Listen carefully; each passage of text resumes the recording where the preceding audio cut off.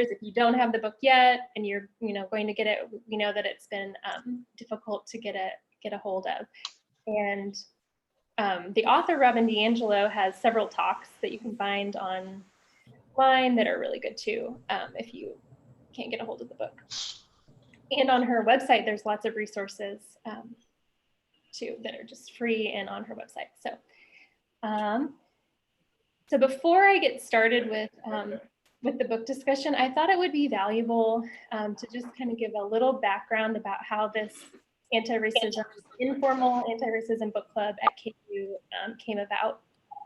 Oops, how do I? Okay, so the idea for this book club started after the Frontiers Research Day in 2019. There was a very candid panel discussion about researchers working with communities of color. In that discussion, one African-American community member, Hakima Payne, who directs the Uzazi Village, shared with us her views and those of others in her community that there's distrust of researchers and a feeling that researchers are seen as predatory in the communities that they study. She made a statement that others in her community, she and others, would like to see researchers and other medical professionals at KU Med do more internal work, both personally and as an institution, to discuss systemic racism and the history of mistreatment of communities of color by medical professionals and medical researchers. And she suggested we start by reading White Fragility and Medical Apartheid. And so as a white researcher sitting in the audience of this conference, this panel discussion, as a white researcher focused on African-American health disparities and chronic disease and cancer, I was moved and captured by what she was saying, and I immediately went out and got those books and read them. This also triggered a series of meetings at Uzazi Village with Hakima and other researchers from family medicine and from Frontiers about ideas that the med school could do to sort of learn about racism and combat it. And one idea that came out of those meetings was to start an informal book discussion internally for those of us at KU, whether we're researchers or other in other positions. And so this book club began in September 2019. And we started by reading White Fragility, and we read 6 books last year. And it was all from a list that was curated by Hakima at Uzazi Village. And so Dr. McGee and Kimberly Connolly and I discussed this year, continuing the book club and sort of rebooting and bringing others in, as obviously there's heightened interest because of recent events, and that we should focus again on white fragility and get this sort of base foundational knowledge. So that brings us to the book we'll be discussing today. And what I like to do is just give kind of an overview of the author's main ideas, and that way, if you haven't read it yet, or you read part of it, or it's been a while since you read it, we can all kind of be on the same page.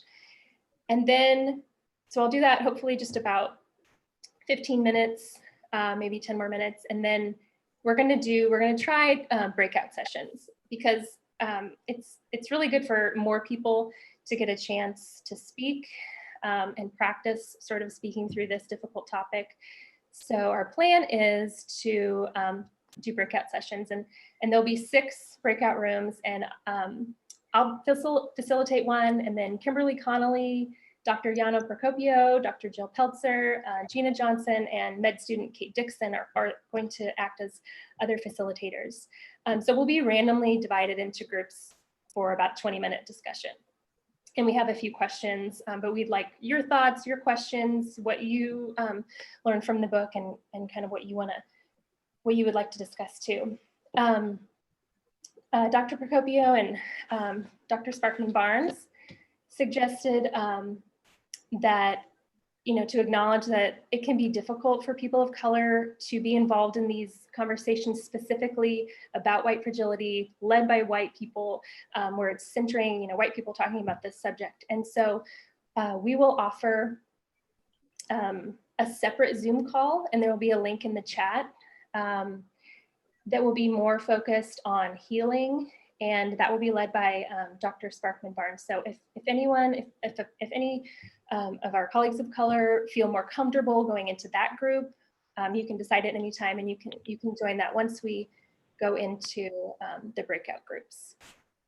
Dr. Sparkman Barnes, do you want to say anything else on that topic? No, I'll go ahead and put it in the chat once we get closer to the breakout. Thank you. Okay, so a few acknowledgements before we sort of jump in. You know, I'm white and I have a white racial frame. And so by leading this conversation, it, you know, centers whiteness. The whole conversation, the whole book centers whiteness. She, the author, talks about this right away in the beginning of the book, that's sort of this unavoidable, this issue, right? When we had this important discussion about how to bring white people into the conversation and how white people can take responsibility for their own education, and understanding that it unavoidably centers whiteness. So that's an acknowledgement.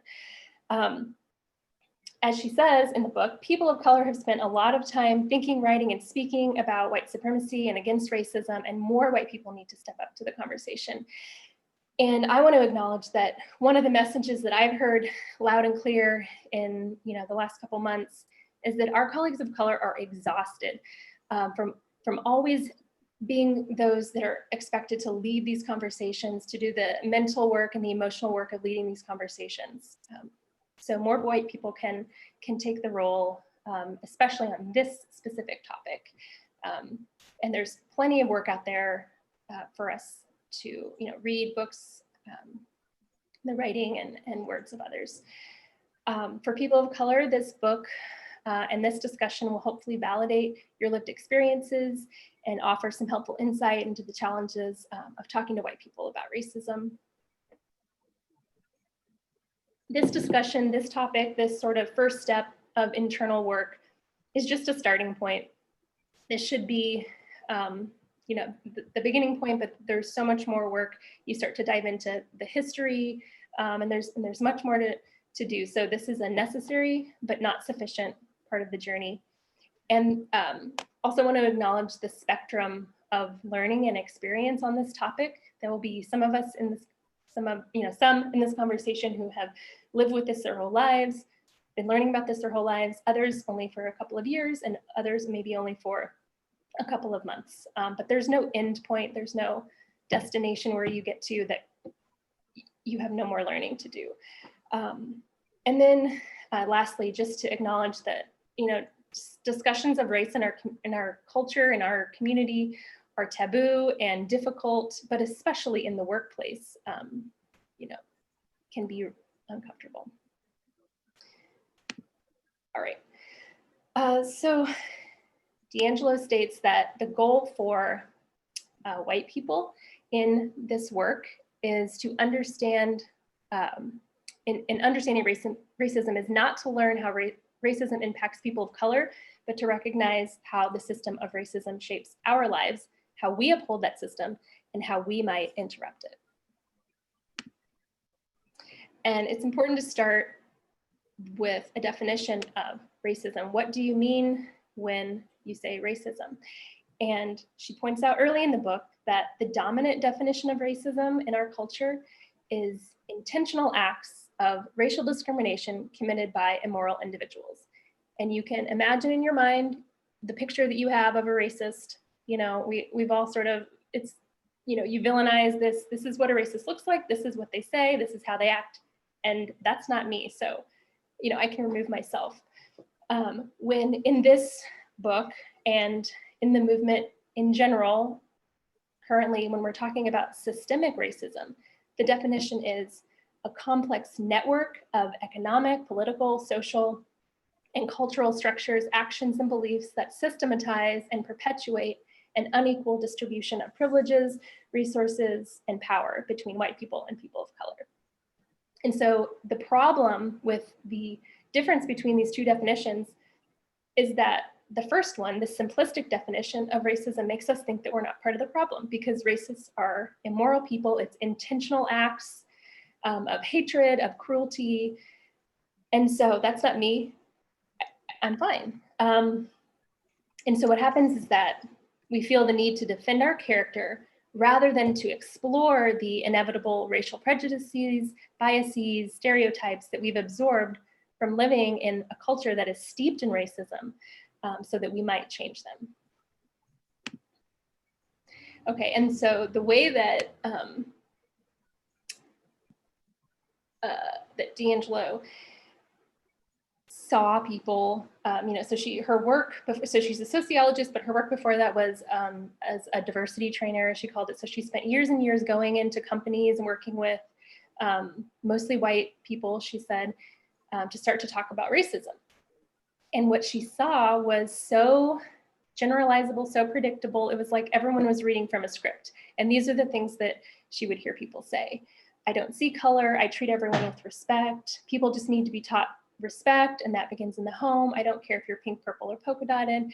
Race doesn't have anything to do with me. Anyone who works hard in this society can succeed. I work in a very diverse environment. I have people of color in my family. We don't like how white our neighborhood is, but we had to move there for the schools. All lives matter.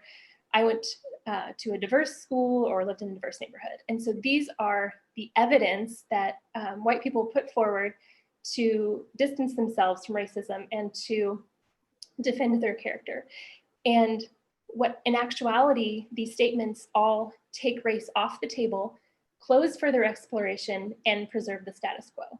And so, the term white fragility is in a sense that we're so unnerved about being brought into the talk of racism because we feel like we're being attacked, and we feel morally opposed to racism, even though we've been socialized to take in all these racist messages, but we've also been socialized that we shouldn't be explicitly racist. That's not okay anymore in our culture. So there's this urge to immediately defend yourself. And so part of the socialization that we get in a Western culture are the ideals of individualism, objectivity, and meritocracy. And all of these act to prop up our white fragility. So individualism, I'm a unique individual. My group membership, such as race, class, or gender, is not relevant to my opportunities. Objectivity, my experience is a universal, or it's an American experience, a human experience, and race has nothing to do with it. I just see people as people, and race has nothing to do with it. I have not been conditioned with racial bias. And then meritocracy. Success and failure are not related to social structures, but come from individual character. Anyone can succeed in this society with hard work, intelligence, and skill. So all of these are ingrained in our society. Therefore, we've all sort of been washed in these ideologies as well. Another reason that we're quick to defend against racism is that post-civil rights has been the era of the new racism or colorblind racism. So in popular opinion, overt explicit racism and discrimination is no longer acceptable. And so the idea was we will pretend that we don't see race and racism will end. But in reality, racism did not end. What happened was that policies and practices adjusted to end in the same racial outcomes, but to not appear explicitly racist. So in the book, she describes, for example, the Southern strategy of politicians to appeal to the fears and so they would use coded language. They're no longer using explicit racial slurs or racial language, but they will say law and order, states' rights, forced busing, war on drugs, which all lead to the same sort of pinpointing and targeting the fears of whites against this racial other. And this just props up, again, the white moral objection to racism, which increases resistance to acknowledging complicity. So here's some of the socialization, right, that she describes. And she says that everyone wants to, because of our objectivity, we want to defend against, the idea that we have absorbed any racial messages in our society, but they have come from so many different places that she says nobody has and nobody could have been exempt from this conditioning. And so this socialized prejudice is the absorption of erroneous or incomplete information, stereotypes, and reinforced judgments about other racial groups. And this comes through television, movies, news, textbooks, literature, advertising, dominant values, family stories, interpretations, omissions, and silences. And she,